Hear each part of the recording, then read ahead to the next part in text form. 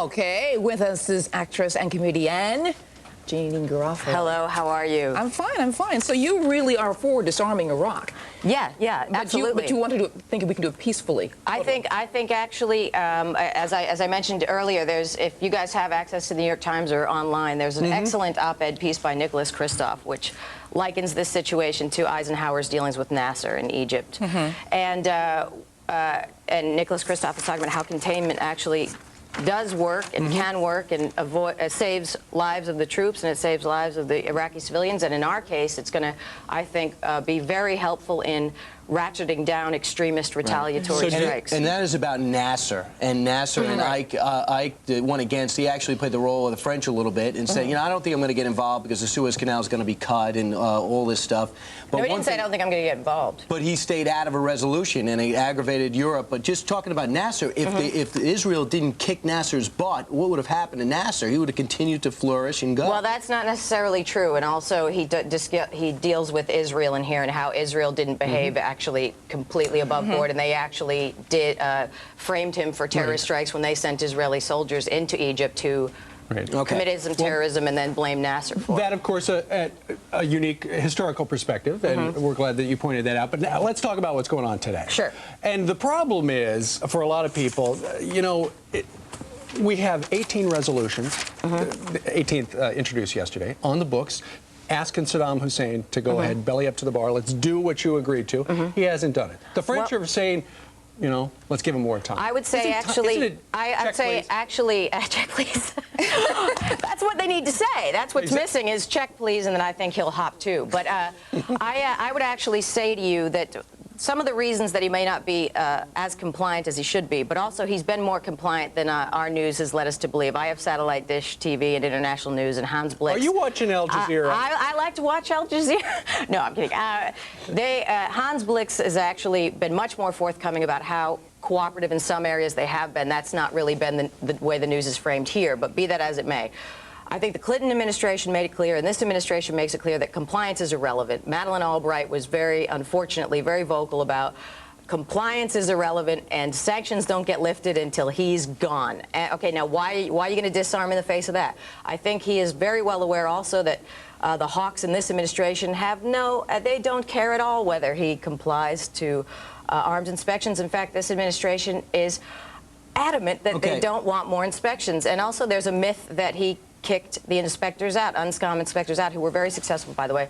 He kicked them out for spying. They were indeed spying, and then they went back in, and then Butler pulled them out. So you are Saddam must love you, and I'm sure he must. Don't even try and do that inflammatory. I'm not a Saddam Hussein apologist. How do you feel that Saddam Hussein held up the protest last weekend and said, "Isn't that great news for us No, I don't think he said, "Isn't that great news?" I think, I think it is ridiculous for you to try and manipulate the what? All you've done is talk the whole time. I haven't had a chance to say a word. What are you talking? What you really think that? Why are you trying to frame that democracy in action, 8 million people on February 15th who disagree with you, just because they disagree with you, it doesn't mean that Saddam's sitting there going, this is great. He still has hundreds of thousands of troops breathing down his neck. No, he didn't. What, did you hear him say? Do you think that 150,000 troops, if they weren't breathing down his neck, there'd be inspectors in there? Yeah, I do think there'd be inspectors in there. Just in the way that UNSCOM was successful, UNMOVIC can be successful. He said no for 2.5 years. He said no for 2.5 years after UNSCOM was proved to be spying. Then Rickler pulled them out. Getting him to declare his weapons. They had to use other means. Hey, UNSCOM was extremely successable. Extremely successful. If it wasn't for defectors, they would have had nothing. We're still missing 100 tons of anthrax and VX gas. Where is it? Okay, that's what you say. There is no proof or evidence that we're missing 100,000 tons It's never been declared, and even Hans Blix himself says that Arab country kept better records than any Arab country that he's ever seen, let alone Iraq itself. I disagree with you. I disagree with you. You disagree with Hans Blix? Yeah.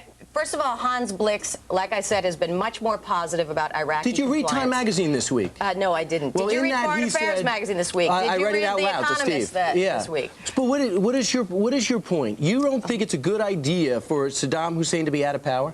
Of course I think it's a good idea. How do you expect him to leave power?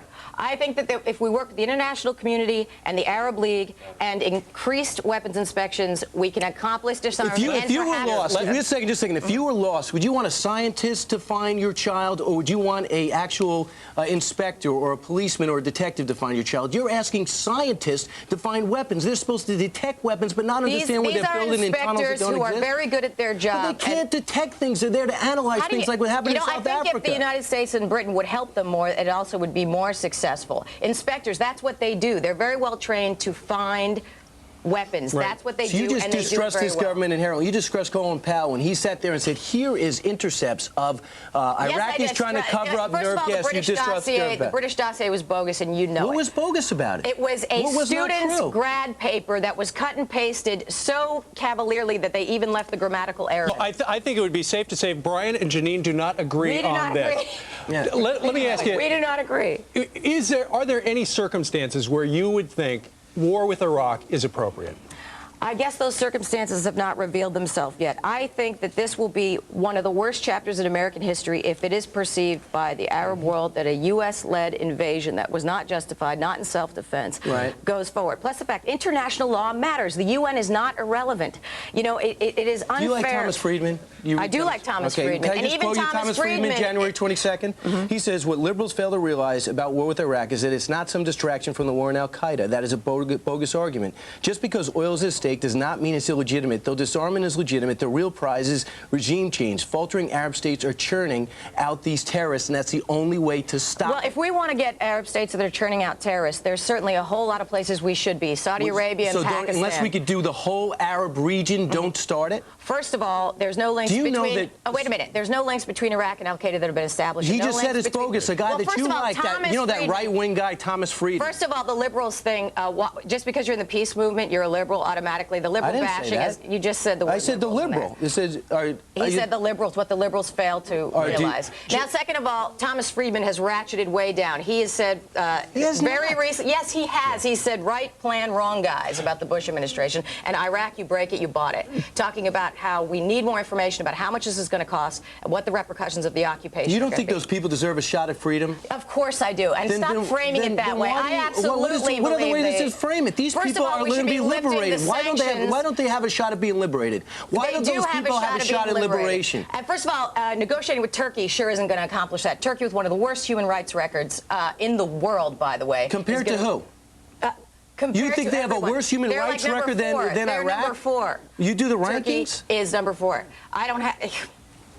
Do you think that Foreign Affairs magazine and The Economist are just these bogus Let me just, 60 rags? Minutes, that right-wing organization, 60 Minutes, here it is. He says, this is Mr. Sharistani. Why did you just say 60 Minutes? Because you've accused this network of being a mouthpiece for the White House, so I don't want you to use this network. Because it is. How do you figure that? Anybody that did Dick Cheney leave talking points on my voicemail this morning? Probably. Yeah. And I would say, and I'm willing to play that back for you. Everybody knows that Roger Ailes is in touch with the White House. And what has Geraldo Rivera been in the past? And what has Alan Combs been in the past? And you ever watch any of these shows? And who is actually an independent? Is it Bill O'Reilly? I would say that Fox News is one of the most conservative networks. Then what does it say about the country when it made us #1? I would say it was in cable news. It's still less. Is cable news not that nice? Is that not good? Yes, is that beneath it's guys like you that are Fox. You're combative. You are no, combative. because I'm not going to let you sit in there get off because you're a celebrity. What? Why am I? What the hell does me being a celebrity have to do with anything? Well, that's the only reason. What does my occupation have to do? That's the only reason you're here. Yeah, exactly. So why don't you book somebody you have more respect for in the anti-war movement? No, I just think it's time for you to be challenged. Thank you for joining Fox and Friends. We're going to continue this debate. They're actually going to go into the break and continue this into the green room. But right now we're going to go to Fox News Live with John Scott. John, take it away. I think I'm amped and ready to go. Thanks, Janeane.